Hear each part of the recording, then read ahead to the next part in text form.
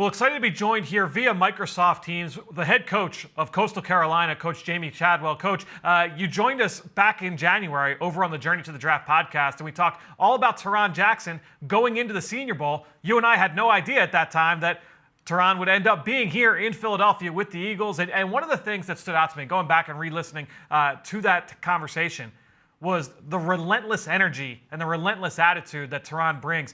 Could you just help share with our fans exactly what the Eagles are getting in Tarron Jackson?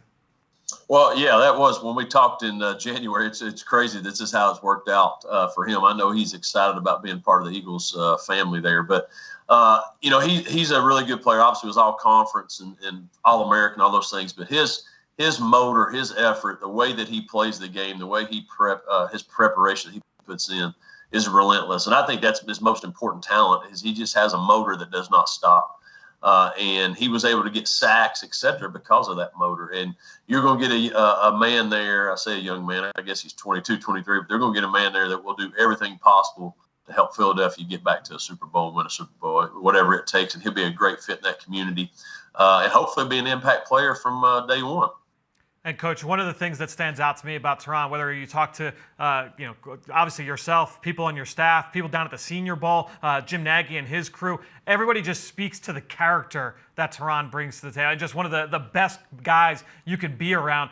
Could you just speak to what he has shown you off the field since you've been down there in Myrtle Beach? Well, I think that, the thing you share from him, he's obviously, he lost his younger brother leukemia. You guys might know that story, and that's been his greatest motivation. And everything that he's tried to do is to bring a positive light on his family and the way he treats others and the way he treats teammates. And he's a young man that I've got two daughters that you would say, hey, if my daughter could marry somebody like that person there, regardless of his athletic ability, you'd be like high-five him because he's just such a superb young person and he was raised the right way. But the thing that I think he's done a tremendous job here is he brought people along with him. He was not very as a vocal leader early on. He worked hard, but he wasn't a vocal leader. In over these last 2 years, he gained his confidence from a standpoint of being more of a leader and not only watch me, but this is how we're going to do it. I'm going to show you, but I want you to follow.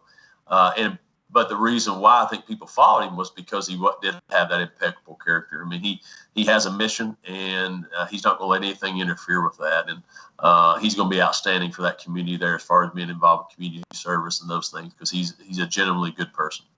Coach, when you talk about setting that example for those younger players, what are the things that he would do? Was it just the way that he practiced? Was it the way that he prepared, in the meeting rooms? What were some of the things that he did to bring some of those younger guys along? Well, I would say this: we had to try to tell him to slow down a lot at practice because he was this no-star recruit, obviously, that had this burning desire, and every day, that's the way he prepared.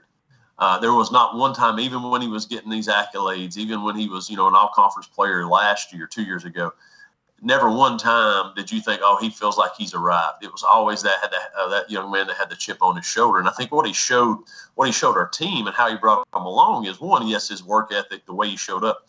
But more so, once he got those accolades, a lot of people, once they get something, they feel like they've arrived and they changed. And he's never one time in his life, in the time that I've spent here with him, did he ever change. It was always about the work, bringing people with him, and always putting the team first. Even though he had all these individual goals that he wanted to accomplish, which he has, it was all about what can I do to help this team win at a high level. And that's we share all the time here is what's the legacy you're leaving, and it's got to be more about wins here.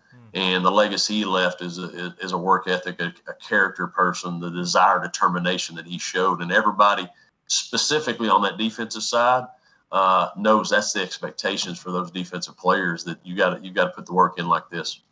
Coach, he ended up being one of the most productive players in the history of the Chanticleer program. Give us the scouting report. What is it that he brings to the table when he lines up across from an offensive tackle? How is it that he's able to win so consistently? Well, I think one, he's not the biggest dude in the world as far as length and size, but he has a great balance. He is very physical, very strong, and then he's got a great initial burst. And so you get that initial burst, you get people, especially those tackles, trying to kick slide a little too much. He's able to redirect and get underneath them. And then, again, I go back to his motor. He's going to chase plays down. When other people might get their call, and they might supposed to slant right, slant left. They do it and then cover their gaps. He's going to go out and try to make a tackle every time. He is going to empty his tank on the football field. There would not be one play where those Eagles fans look and say, "Hey, that guy's not emptying his tank for this franchise." And he made a lot of extra plays that most people wouldn't have because of that effort that he played with. And he will lay everything on the field, and he's not going to come off of that until he's exhausted. That play personality will fit in well in this defensive line room. Brandon Graham, Fletcher Cox have set the tone there in that department for the last decade or so here in Philadelphia. Coach, last question for you. You talk about that skill set for Tarron, that ability to kind of win with his play strength and power and his urgency off the ball. Today's game, RPOs, quick throws, ball gets out of the quarterback's hand fast. Does that skill set a little bit more valuable than maybe those runaround types as a pass rusher off the edge where, hey, we just need you to get from A to B, and the fastest way to do that is to try and go through the offensive line? Do you feel like those kind of guys bring a little bit more value with the upswing in the RPO game? I think so, just because, it's hard to protect a quarterback. And so what our offense is doing, they're trying to get the ball out, do a lot of those RPOs, protect those, especially those franchise quarterbacks. So I think if you have somebody that has speed but also can really power and push if you can't get to a quarterback, you want to affect him, right? And if you can affect him by pushing that tackle or that guard, whoever it may be, right back in his face, now he can't set those feet as much, and he has to throw with people in his face. And I think that's one thing that Tarron will bring is he will have a couple extra, he'll have some different ways to rush the quarterback. I think that'll benefit the Eagles defense. Well, Coach, you guys were so much fun to watch this past year. I know big things ahead for you guys as well in the fall. Stay safe, stay healthy. Best of luck through the rest of the spring, and best of luck here this season. Thank you very much, and looking forward to talking about our next prospects this coming January. That's right. Thanks, Coach.